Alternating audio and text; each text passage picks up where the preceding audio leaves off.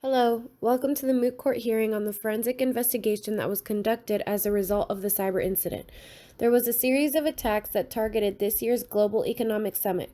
These attacks were followed by forensic investigation that was able to obtain evidence concerning the nature of the attack as well as mitigation techniques to prevent future attacks. This panel has been assembled to hear expert testimony from representatives of the Avisatel forensics team regarding the forensic investigation to gain clarity on the evidence gathering procedures used and steps taken to mitigate damage. What are the legal challenges associated with cyber incidents involving foreign countries? How do internal laws affect e-discovery? Reference and discuss all international laws that may influence a forensic investigation in the country that your team is assigned. Some legal challenges associated with cyber incidents involving foreign countries include seeking cooperation for further evidence or extradition regardless of the damages caused by the event. That is why there is a problem with attribution. Anytime cyber attacks happen between countries, it is very difficult to attribute the attack to a specific country or a suspected country despite all the available resources. Not all nations are willing to cooperate with an investigation. This is particularly true when cyber incidents involve countries that view the Five Eyes member nations as an immoral entity, and this is also true for unstable countries or one that is embroiled in a civil war. Another challenge has to do with how to react to cyber attacks involving foreign countries. Because traditional laws don't apply to cyberspace globally, there hasn't been a body to administer and enforce laws against international cyber attacks. U.S. laws and litigation are based on our Constitution, which consists of the concepts of the innocent until proven guilty, due process, and the right to a fair trial. One of the most important concepts is the 14th Amendment, protecting U.S. citizens from arbitrary searches and seizures. The U.S. judicial system will not accept any evidence that has been acquired without due process or appropriate jurisdictional authority. However, if laws for evidence collection and processing are followed, the authorities can use the evidence effectively and without compromising individual liberties. What are the legal challenges of accessing and retrieving electronic evidence stored on foreign soil?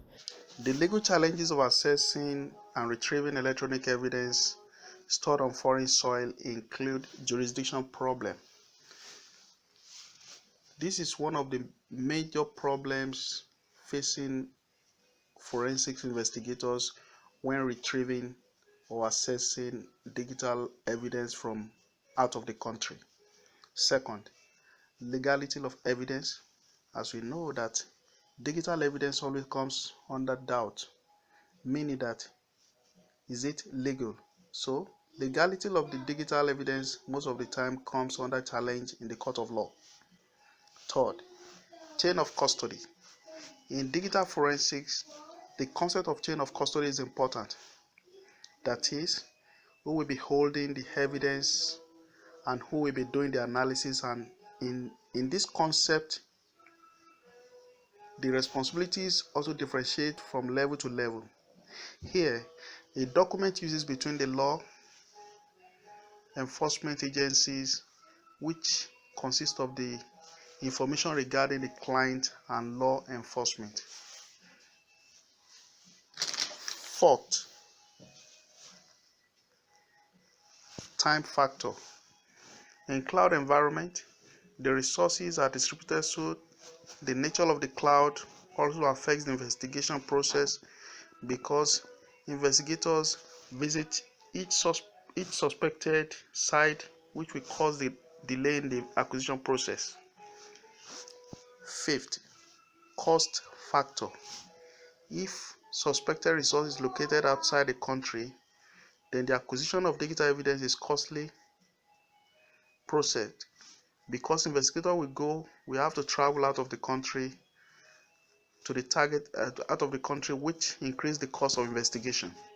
Assuming cloud storage was used, what procedures were followed to access and retrieve digital evidence stored in the cloud? The procedures followed to access and retrieve digital evidence stored in the cloud include policy and procedure development. In this case, it is critical to establish and follow strict guidelines and procedures for activities related to computer forensics investigations. Such procedures can include detailed instructions about when computer forensic investigators are authorized to recover potential digital evidence, how to properly prepare systems for evidence retrieval, where to store and retrieve evidence, and how to document these activities to help ensure authenticity of the data. Second, evidence assessment. Forensics investigators use sophisticated methods to sift through hard drives, email accounts, social networking sites, and other digital archives to retrieve and assess any information that can serve as viable evidence of the crime. Prior to conducting an investigation, the investigator must define the types of evidence sought, including platforms and data formats, and have a clear understanding of how to preserve pertinent data. The investigator must then determine the source and integrity of such data before entering it into evidence. Third, evidence acquisition. Extensive documentation is needed prior to, during, and after the acquisition process. Detailed information must be recorded and preserved, including all hardware and software specifications, any systems used in the investigation process, and the systems being investigated.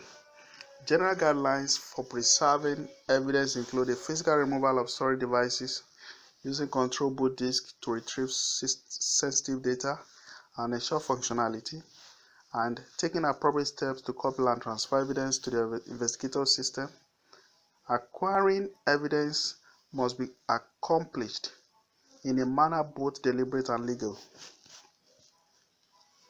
Fourth, evidence examination. Investigators typically examine data from designated archives using a variety of methods and approaches to analyze information. This could include utilizing approaches to analyze information. This could include utilizing analysis software to search massive archives of data for specific keywords or file types, as well as procedures for retrieving files that have been recently deleted. Data tied with times and dates is particularly useful to investigators. Analyzing file name is also useful, as it can help determine when and where specific data was created, downloaded, uploaded, and can help investigators connect files on storage devices to online data transfer, such as cloud-based storage, email, or other internet communications. Fifth, documenting and reporting. Regarding information related to hardware and software specs, computer forensic investigators must keep an accurate record of all activity related to the investigation, including all methods used for testing system functionality and retrieving, copying, and storing data, as well as all actions taken to acquire, examine, and assess evidence.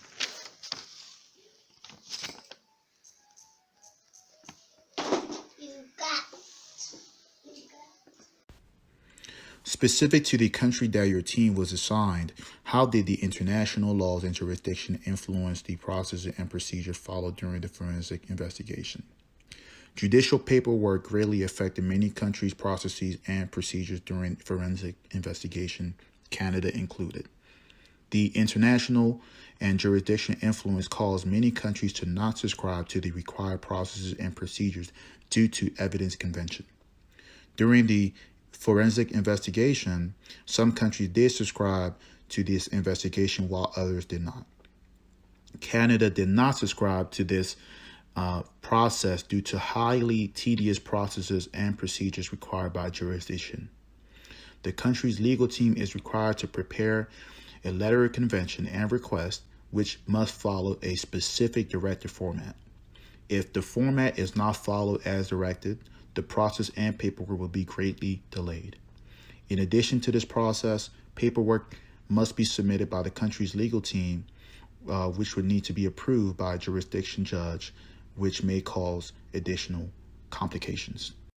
What conflicts arose between ethics and international laws during the forensic investigations? How did these conflicts affect the investigations? How were the conflicts mitigated and/or resolved? This investigation has had a major impact on the way allocation policy is viewed. The digital analysis developed a general approach to the design and analysis of secure deletion from persistent media. Since threats can originate anywhere around the globe, the challenges are inherently international in scope and require international cooperation and investigative assistance. Thus, it is important that countries harmonize their legal frameworks to combat cybercrime and facilitate international cooperation. What steps were taken to protect United States soil and citizens during the international investigation? Describe any risks to the country, businesses, or citizens from your investigations. Hello, my name is Angelino Ramirez. I am a computer forensics expert for Avastal in Canada. To answer your question, the United States is a reliable and trusted ally. All our mitigating steps our country's security team took to mitigate the ransomware attack have been shared with you. The attack has been properly identified, the risks and consequences have been listed, and the recommendations for improving the critical infrastructure of our systems have been shared. We can all agree that the security awareness training must be improved for all employees. An improved security training course is the #1 step in improving a country's security posture in the future. Being proactive in these situations will lower all risks to the country, businesses, and citizens in them. Although trust is now hindered at the moment, we can all use these lessons learned as building blocks for generations to come. We are stronger together to combat cyber criminals than we are apart. Thank you.